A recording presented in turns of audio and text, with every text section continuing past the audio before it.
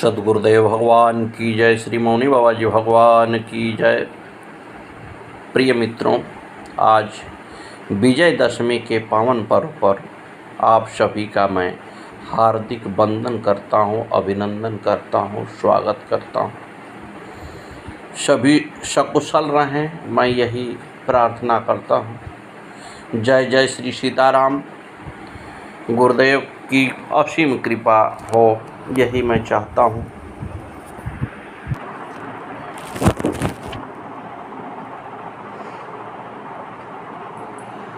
आज अच्छाई पर बुराई, अंधकार पर प्रकाश की विजय का पावन पर्व विजयदशमी।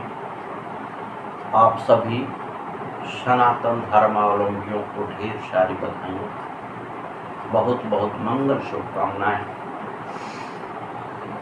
हम अपने गुरु पर नौछावर हैं। साहब, मुझे उस तरह से प्यार करना होगा जिस तरह से माता अपने बच्चे से प्यार करती है। हमारे गुरु कौन है? सद्गुरुदेव मौनी बाबा भगवान कहते हैं, हर मंदिर में गुरुवर तुम ही हो, हर मस्जिद में गुरुवर तुम ही हो। क्योंकि ब्रह्म तो हर जगह न है जी। दुर्गा काली तुम ही, खप्पड़ वाली तुम ही, मैं अज्ञानी कंठया के बसो मेरे स्वामी। पार योगी अति भी न पाए, देव जन मन सदा सर झुकावे। भक्त हर भाव से चौगुने चाव से, जो तुम्हें पुकारे। मन के मंदिर में आओ हमारे। गुरुदेव महाराज की जय। कहते हैं कि धर्म के धूरी पर हमें चलना चाहिए, उसका उल्लंघन नहीं करना चाहिए।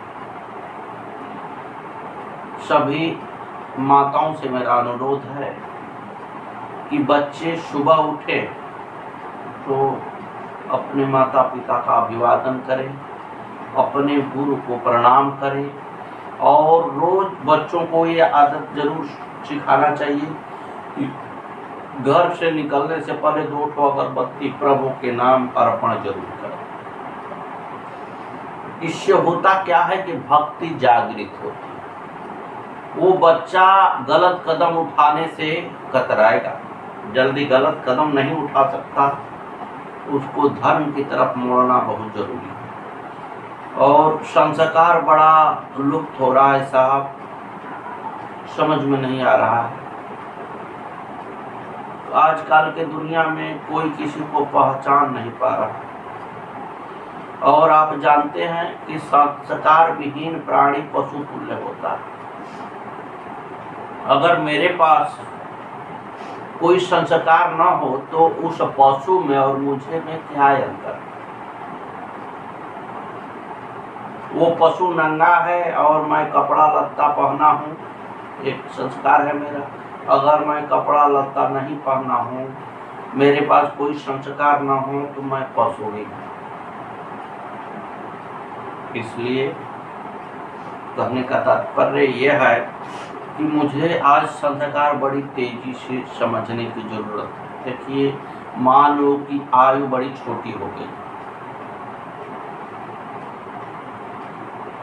पहले जितना समय में हम सभी क ख ग घ लिखना सीखते थे, आज उसी समय में बच्चा बड़ी फर्राटे, बड़ी तेजी से मोबाइल चला लेता है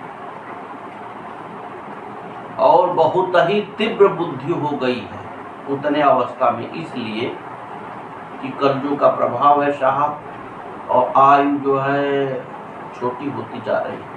आप देखिए, मेरे ही समय में कोई भी व्यक्ति 100 वर्ष से नीचे मृत्यु नहीं होती।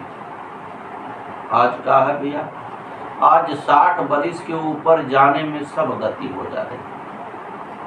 हमारे पास समय कहाँ है प्रभु के स्मरण करने का। आप सोच लीजिए कि अगर हम ये सोचें कि अभी तो मेरे खेलने खाने का समय है, तब तो पूरा समय खत्म हो गया, प्रभु का नाम लेने का कोई समय नहीं।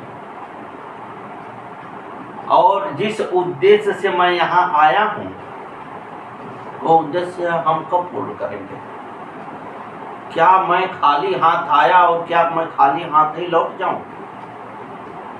क्या मैं पुनः जाके आने का ही व्यवस्था बनाऊं? मुझे सोचना पड़ेगा। मैं सोचने के लिए बाध्य हूं। सरकार ये सराय है, इसमें प्राणी बराबर ही आते जाते रहते हैं। यहाँ कोई किसी से न छोटा है न बड़ा है, सब में ब्रह्म का निवास है। इसलिए मैं सबको प्रणाम करता हूँ, मेरे सामने सभी बड़े। हाँ, हम संस्कार की बात कर रहे थे। आप देखिए कि अगर एक पशु खूंटे में बांध दिया जाता है, उसके परिधि, खूंटा उसका धर्म हो गया, और उसके परिधि में वो जब तक घूमता रहता है पशु, तब तक वो सुरक्षित रहता है। और जैसे ही साहब वो तोड़ने की कोशिश करता है ना, तैसे ही नुकसान उसका होना तय है। कहीं रोड पर चला जाएगा, कहीं ट्रक से एक्सीडेंट कर सकता है, कहीं नाले में गिर सकता है, कुएं में गिर सकता है, उसके लिए खतरा ही खतरा। इसलिए हम सभी को अपने धर्म को धारण करना पड़ेगा। और शुरू से नींव ठोस करने के लिए माताओं को उस पर ध्यान देना होगा कि बच्चा जब स्कूल जा रहा है तो अपने माता पिता का अभिवादन कर रहा है कि नहीं कर रहा है, अपने गुरु को प्रणाम कर रहा है कि नहीं कर रहा है। करना चाहिए, सिखाना चाहिए। अगर बच्चा इस लाइन पर चल निकला तो कभी भी बदमाशी नहीं करेगा। आपको ये टेंशन नहीं होगा कि वो आगे चल के क्या करेगा। क्योंकि देखिए, हमारे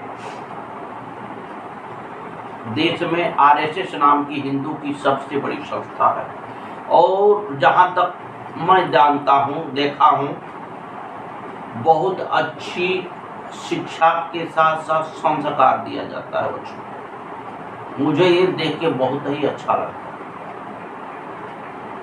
बहुत से लोग विरोधी हैं, वो अलग बात है। राजनीति तो अपनी अपनी जगह पर है, राजनीति खूब किया जाता है, लेकिन हम लोगों को राजनीति से क्या मतलब है? हम लोगों को तो यही मतलब है कि संस्कार अच्छा सीखना है, हमारे हिंदुओं की सुरक्षा हो,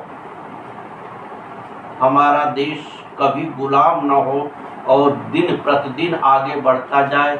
यही हम लोगों को चाहिए। हम लोगों को राजनीति से क्या मतलब है साहब? न राजनीति में हम लोगों को इलेक्शन लड़ना है और न ही कुछ और करना है। हम लोगों को केवल बैठे हुए मनन करना है कि हमारे जो राजा बने इस देश के, वो प्रजा पालक बने, सबका कल्याण हो, सबका विकास हो, यही सोचना।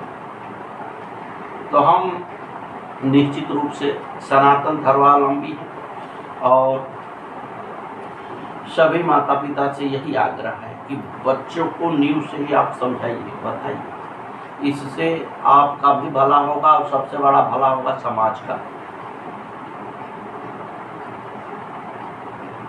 माताएं अगर अपने बच्चों पर ज़्यादातर ध्यान दें तो सामाजिक वो उल्लंघन नहीं करें, समाज का एक भय रहेगा उसको। लेकिन शुरू से ही आप अगर बेलगाम छोड़े हैं तो वो आगे चल के कुछ भी गलत कर देगा, जिसका परिणाम उसके साथ साथ माता पिता को भी भोगना होगा। तो सबसे बड़ी आज की आवश्यकता है कि बच्चों में संस्कार पैदा हो और अपने धर्म के प्रति जागृत रहे। साहब, धर्म से कोई समझौता नहीं। मैं हिंदू हूं तो हूं, इससे कोई समझौता नहीं करना है। अब उसमें कोई व्यक्ति कहे कि ये बीजेपी वाला हिंदू है, वो उसकी मनस्थिति है। वो बीजेपी वाला हिंदू बनाए, चाहे जो भी हिंदू बनाए, लेकिन मैं हिंदू हूं तो हूं, इसमें कोई समझौता नहीं करना।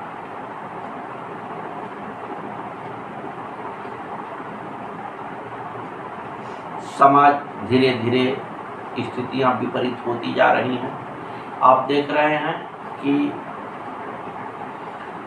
हर तरफ अपने देश के चौतरफा कुछ शरारती तत्व आगजनी कर रहे हैं, अपने यहाँ भी स्थिति को बिगाड़ने की भरपूर कोशिश हो रही है। मैं अपने समाज से, हिंदू समाज से प्रार्थना करूंगा कि आप जागृत रहिए। सरकार चाहे किसी की हो, आप अपने देश का नुकसान मत होने दीजिए। किसी राजनीति में मत पड़िए साहब, राजनीति में पड़ के अपने पैसे को बर्बाद मत कर दीजिए, अपने विकास को मत रोकने दीजिए। इस पर आप विशेष ध्यान दीजिए। राजनीति तो बाद में होगी, जब देश में नहीं बचेगा तो राजनीति किसका करेंगे। हम सभी को इन सब से सतर्क रहने की जरूरत है। किसी के बहकावे में नहीं आना है। अगर बहकावे में आएंगे तो 10 लोग यहाँ के 10 लड़के रहेंगे और 20 आतंकवादी बदमाश उसमें घुस के इस देश को तहस नहस कर डालेंगे। इससे बचे रहने की आवश्यकता है। और बार बार मैं दुहाई देता हूँ कि संतों का सानिध्य हो। पूज्य संत हमारे अच्छे रास्ते दिखाने वाले हमारे गुरु हैं, हमारे अग्रगण्य हैं। उनके बताए हुए रास्ते पर हम सभी को चलना चाहिए। और निश्चित रूप से अगर कहीं कुठाराघात वो कर रहे हैं, कहीं से गलतियां पैदा हो रही हैं, तो वो संत अगर कुठाराघात कर रहे हैं तो इसमें तिल मिलाने की कोई जरूरत नहीं। क्योंकि वो संत अगर प्रहार उस बुराई पर नहीं करेंगे तो आप तो करेंगे। आप तो साहब राजनीति करने वाले, आप नहीं करेंगे, आप हिंदू मुस्लिम करने वाले।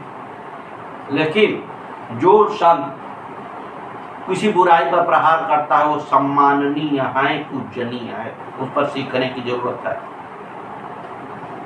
अगर कहीं से लड़कियां गलत कर रही हैं और कोई संत ने उस पर प्रहार कर दिया तो समाज को सीखने की जरूरत है। उसका क्या जाता है,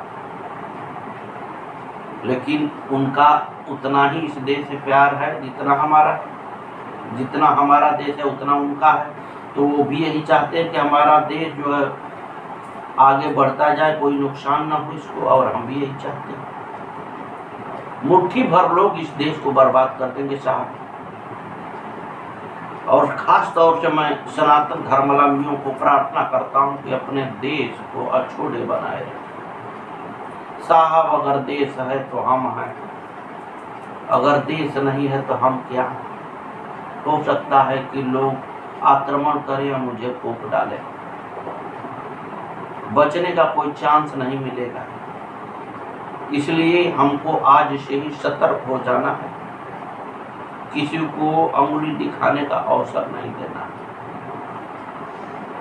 रह गई बात समाज की, समाज में अनेकों प्रकार के व्यक्ति हैं, लेकिन सबकी मन स्थिति यही होनी चाहिए कि जन कल्याण हो, लोगों पर दया करने की आवश्यकता है। इस पर विशेष ध्यान देने की जरूरत है। और महाराज हमको ईश्वर से, अपने प्रभु से, गुरु से उस तरह से प्यार करें। जब प्यार उच्च कोटि का होता है, इस तरह से जैसे माँ अपने बेटे से करती है, पिता अपने पुत्र से करता है। ये संबंध जो है अटूट है, ये कभी टूटता नहीं। ये संबंध अगर हमारे और ब्रह्म के बीच में हो जाए तो प्रभु हमारे सामने। हम सभी ब्रह्म के ही पुत्र हैं और कहीं से भी कमजोर नहीं।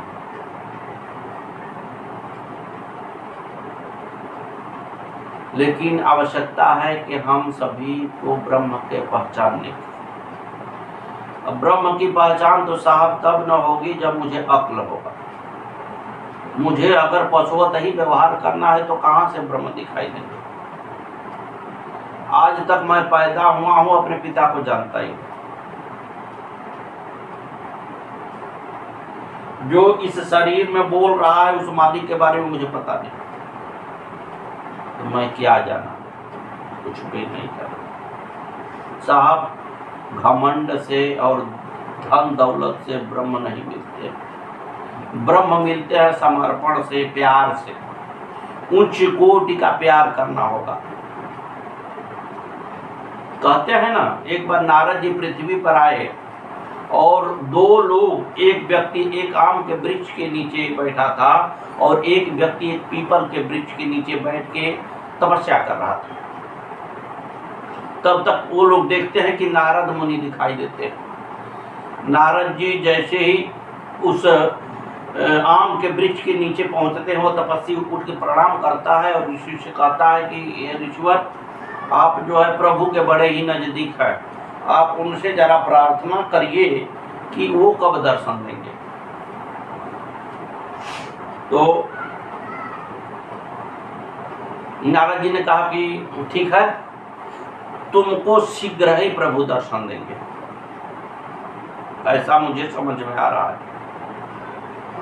आगे बढ़े नारद जी, वो पीपल के वृक्ष के नीचे जो बैठे हुए जनाब थे वो उठे, प्रणाम किए और कहे, नारद जी आप तो बड़े ही लोकप्रिय के साथ साथ भगवान के बड़े करीब हैं, आप हमारी सहायता करिए, मेरे खबर को प्रभु के यहाँ तक पहुँचाइए कि मैं उनका सेवा कर रहा हूँ, कब दर्शन देंगे। नारद मुनि ध्यान लगाए तो प्रभु ने कहा कि उससे बोल दीजिए कि इस पीपल के वृक्ष के ऊपर जितने पत्ते हैं उतने योनि में तुम घूम के आओगे तब जाके दर्शन देंगे। नारद जी ने जैसे ही उसको बताया वो तो नाचने गाने लगा साहब, कहा मेरी तो चल निकली, प्रभु मुझे जानते हैं इतना क्या कम है, जब जानते हैं तभी तो मेरे बारे में बता रहे हैं। वो नाचने गाने लगा और इतना तन्मयता हो गई, इतनी प्रेम हो गई क्षण भर में प्रभु के पास कि प्रभु को आके खड़ा होना। तो साहब प्रेम से हरि रीझते हैं, हमारे अहंकार से, हमारे जो है क्या कहते हैं किसी भी तरह के अभिमान से वो मिलने वाले तो नहीं। मुझे समर्पण की आवश्यकता है, समर्पण करेंगे तभी मिलेगा। और हर समय मैं अपील करता हूँ, आज भी वही अपील कर रहा हूँ कि दारू मान से कोसों दूर हो जाइए। ये आपके शरीर को नुकसान कर रहा है, ये नाश कर देता है शरीर को। साहब इससे बचे, मेरे प्रिय मित्रों इससे बचे, बहुत गंदी चीज़ है, आपके शरीर को खोखला कर देती है। इसमें जो मशीन बने हुए हैं सारे को जला के खाक कर देती है, इससे बचिए। और कहते हैं कि जब विभीषण जी ने कहा है कि तामस तन कछु साधन नाही, तो निश्चित रूप से प्रीति निपद सरोज मन माए। निश्चित रूप से अगर तामसी भोजन व्यक्ति करेगा तो प्रभु के चरणों में अनुराग नहीं होगा, और अनुराग नहीं होगा तो हरि भक्ति नहीं जागृत होगी।